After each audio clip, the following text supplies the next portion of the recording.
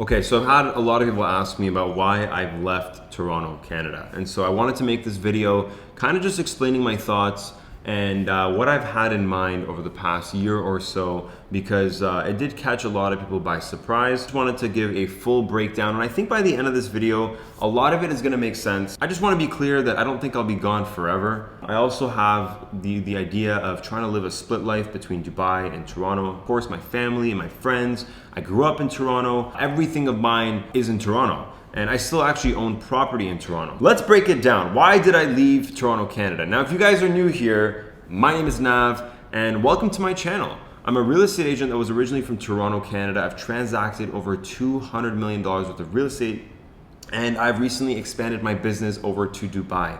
And now I'm here, and I'm living by the sea, which is lovely. But again, I've had a lot of people ask me why I've done this. There's a lot to it, so I figured let's make this video and let's get to the nitty gritty, because I know a lot of you have questions. So hopefully I've answered most of them by the end of this video. And if I haven't, just leave a comment in the comment section down below. Now, number one is safety. Safety started to concern me in Toronto, and it was just starting to get worse and worse every single day. And just to give you some perspective, I was raised in Canada since I think the age of 3 years old, something like that. And so, you know, I've experienced many years in Toronto, from elementary school to high school to launching businesses. I've done it all in that city, and safety has started to really concern me. It's just starting to get much worse. Every day you turn on CP24, and there's a new murder that happened on down the street or over there in this city or in that area. Some crazy man running through the TTC, someone's getting pushed into the middle of the subway, and so on. You know, this is worrisome, because I don't want to park my car in front of my house, wake up in the morning and pray that it's still there. This starts to just make me think, how much worse is it going to get in the future? And how can this be stopped? Because clearly it's only getting worse day by day. Guys, I'm a very big thinker. I think 1 year down the line, 5 years down the line, 10 years down the line. And I'm thinking, look, if it's this bad now, how much worse is it going to get in the future? And is this really a place where I want to continue building my foundation and lay my roots so deep that eventually I just can't get out of it? Luckily, I've had tremendous amounts of success at a very young age, and I thought to myself, if there's ever a time to do some crazy thing and like move countries, it's got to be now. And again, I just want to add to it, you know, like there's been times where like my girlfriend has went downtown on her own, and then she comes back home and she's explaining to me how, like, you know, she's been chased by this homeless man, or she was on the subway and like this person that was sitting next to her started making her feel very uncomfortable.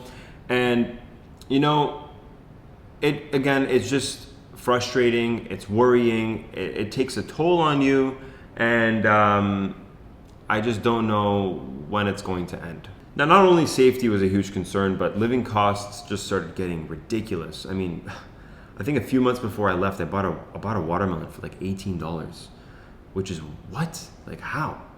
Like, I was buying eggs for like $12. I was buying eggs like a year ago for like $4. And not just groceries, but gas doubled. I mean, I'm paying almost $200 for a tank of gas. It's just, you know, getting absolutely ridiculous. And then they started increasing taxes. As someone who's working extremely hard and then wants to maybe treat themselves on a new car, then they introduce a luxury tax. And if you buy a car over a certain amount of dollars, which is exactly $100,000, which, you know, to be frank, that is a lot of money for a car, but it also isn't when you look at a lot of the cars that are coming out these days. So, you know, if you buy a car that's around $140,000, now you're paying an extra however much in tax, an extra tax on top of the tax that already exists.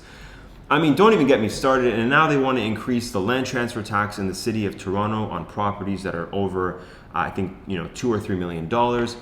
And so while these groceries are getting expensive, and gas is expensive, and housing is expensive, and then they're throwing on luxury taxes and land transfer taxes, and then they're donating all this money to countries around the world, and there are thousands and thousands of people visiting food banks every single day. There are homeless people on the streets. People are struggling. The entrepreneurs that are trying to achieve financial freedom are being punished. You can sense my frustration. Living costs are just starting to get a little too ridiculous in Canada. And Yeah, I think I'm starting to jump because I'm really speaking from my heart. I think I mentioned this earlier, but not only cost of living is increasing, but the taxation increase is getting ridiculous. Like I mentioned just minutes ago, they're increasing land transfer tax, they're bringing in a luxury tax, and then, here and there, they're talking about increasing personal tax.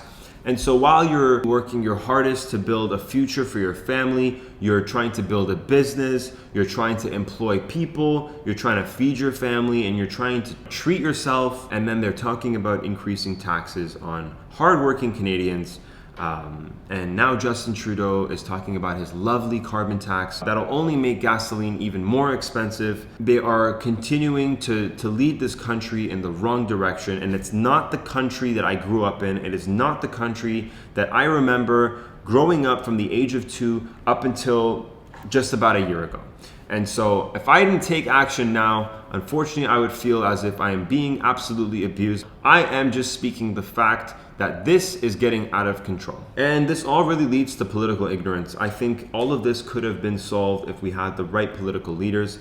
I am not a politician. I don't like talking about politics. I just like to talk about business, investing in real estate, how to grow wealth, how to build financial freedom. But it's unfortunate that the reality is that political ignorance is what has caused Canada to become what it is today, with all these things I've just mentioned. And the fact is that this is what it is.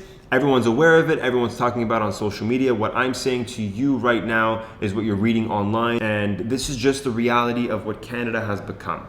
And so I think we need a savior. I think we all know who that savior is. And so I had to take my own life and my own future in my hands, and I had to do what was best for me and my family. There's actually another reason that I wanted to talk about, and this may or may not affect you, but it heavily affects me. I am somebody that is just heavily affected by weather. If it's not sunny and a blue sky, I'm gonna have a terrible day. And especially in the wintertime in Toronto, I am depressed. And no, not like actually depressed, but I experience seasonal depression. I wake up in the morning, it's dark and it's gloomy and it's cold. I don't feel motivated. I don't feel ambitious. I think twice about my decisions. And this is affecting my mental health. It's affecting the results that I can achieve. I've achieved a lot by the age of 26, but I could have achieved 10 times more. This is something that, again, it's priceless. Sunlight and blue skies is something you just cannot buy. As much of the money you make in Toronto or wherever else in the world, if the weather is not what you want it to be, well then too bad. And that's why a lot of people end up buying vacation homes and they go to Florida for 6 months of the year. It's very common as Canadians. I decided that Dubai would be that place for me because it's the land of opportunity. It's the new American dream. We call it the Dubai dream. And it's a place where you keep your money instead of paying high taxes. It's a place where entrepreneurs are rewarded rather than punished. And it is absolutely a place where you can achieve financial freedom. I hope everything that I've explained to you in this video made sense. None of this was scripted. This is all coming from my heart and from me. These are thoughts that I've had for a very long time, and I figured why not share it, because I'm a very transparent person. And if you go on my channel, which I highly suggest subscribing, by the way, you will notice the amount of transparency that I've had. And so with that being said, guys, I hope you enjoyed this video. I hope everything made sense. And if you guys have similar views, maybe it's time to make a change. And with that being said, guys, I hope that makes sense. I hope that answers some of your questions, and I hope you understand where I'm coming from. If you enjoyed today's video, please smash the like button, hit the subscribe button. We got a lot of content coming. Thank you so much for watching. My name is Nav, and I'll see you guys in the next video. Peace.